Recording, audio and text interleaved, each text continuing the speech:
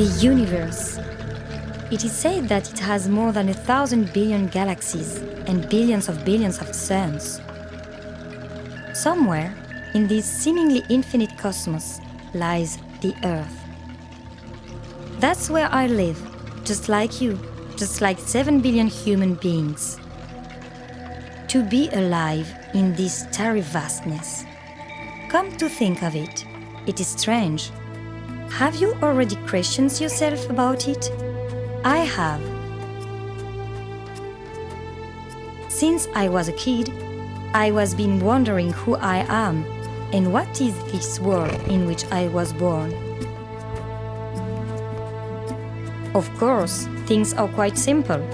We are born, we grow up, we love, we have family, work, health, leisure activities, sciences and religions, joys and sorrows. Then we grow old and we die.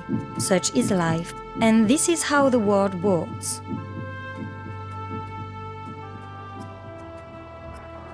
These answers could have satisfied me, but my questions would not go away. It was as if they were saying to me, look elsewhere, look differently, look, but what was there to see? And how could I look in a different way? So, I thought. I also traveled a lot. Abandoning the highways, I took side roads. They were sometimes well hidden. Fortunately, I always met someone who showed me the way. I never spent too long in the same place. If you stick with me, I will tell you where I went and what I discovered.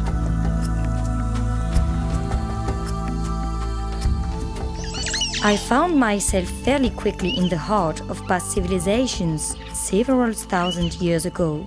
Did you know that many of these civilizations were scientifically and socially very advanced? The human beings of those times have left us vestiges and monuments all over the planet. Their architecture is so sophisticated that no one knows how they were built. Even our most modern computers cannot pierce their secrets.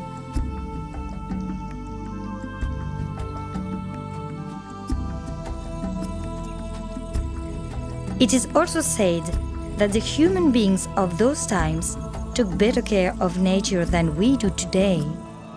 They respected it and they thanked it for its blessings.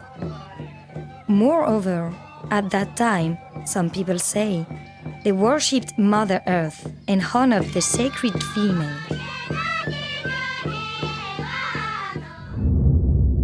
That was surprising, but didn't answer my questions. I needed to know more.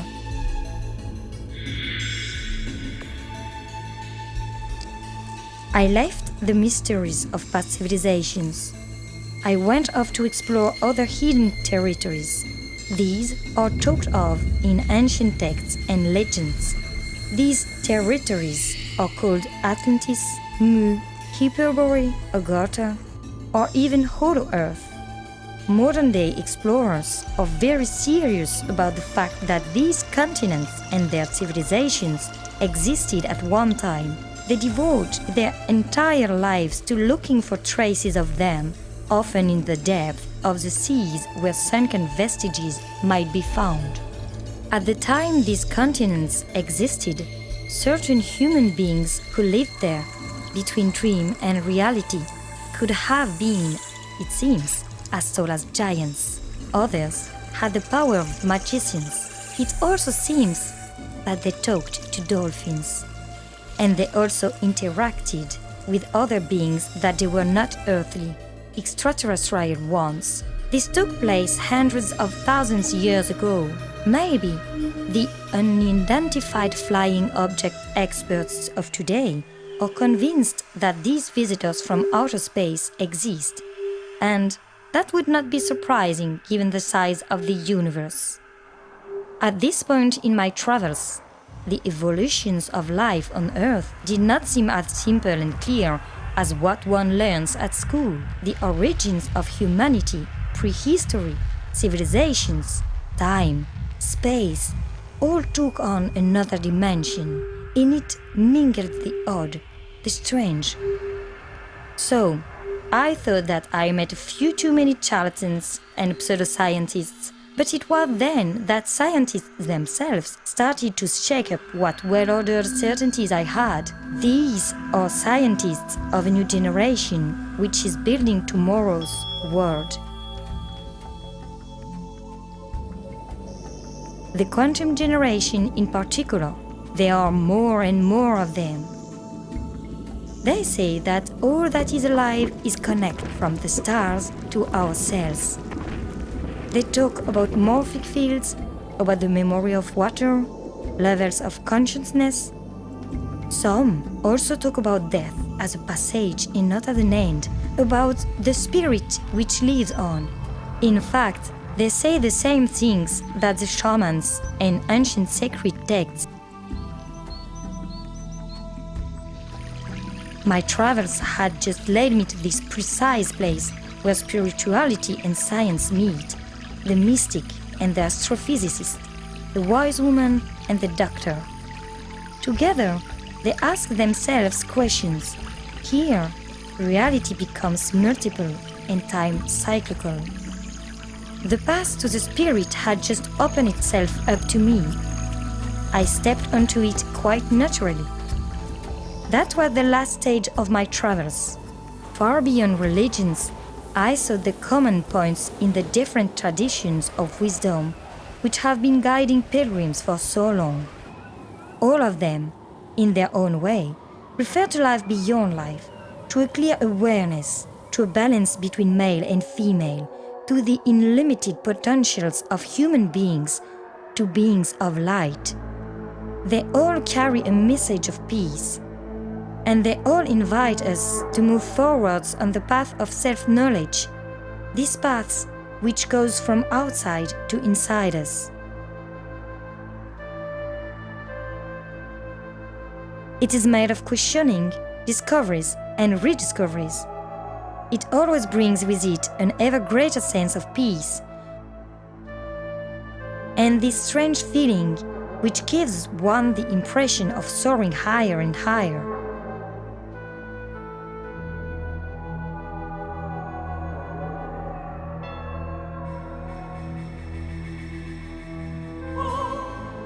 Human beings have always called this feeling love. I discovered that from there, from up on high, one can look at things really differently.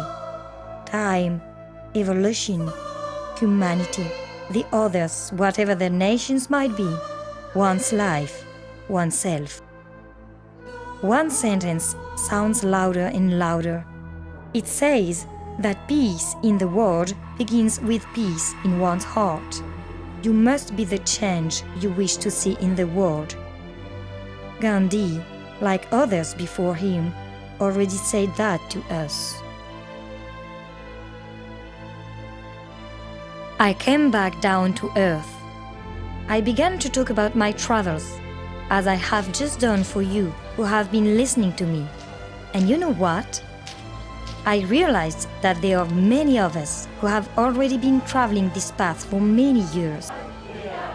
Each one of us treads his/her own path. Each one of us has his/her favorite teachings and guides. However, even without knowing it, even without knowing each other, we are traveling together. We are connected in this search for meaning, which for me, since childhood, has taken the form of those two questions. Who am I? And what is this world in which I was born? Today, everywhere on the planet, an eclectic and secular form of speech about universal spirituality is emerging.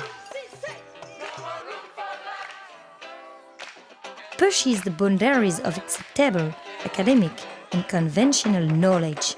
It offers us new areas in which to create and to love. It is a personal, significant, and subjective language, but it is also a political, social, and civic language. What would politics and social activities be if they did not fully integrate life, including what is most mysterious and sacred in it?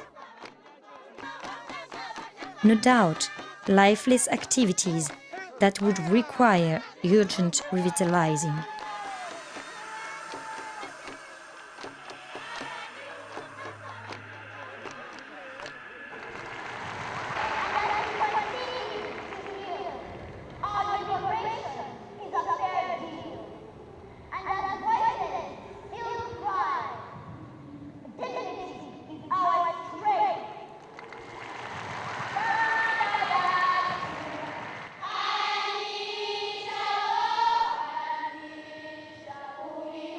We all walk the earth. Our life paths meet and separate. In stories for children and also for adults, it is said that if one looks down from above in a different way, one can see a canvas made of gold and silver threads of light in motion surrounding our planet. It illuminates the universe. It is like a pathway which we can follow to move towards new possibilities which are waiting to be invented, and from there regenerate what on earth we call knowledge, consciousness, and imagination.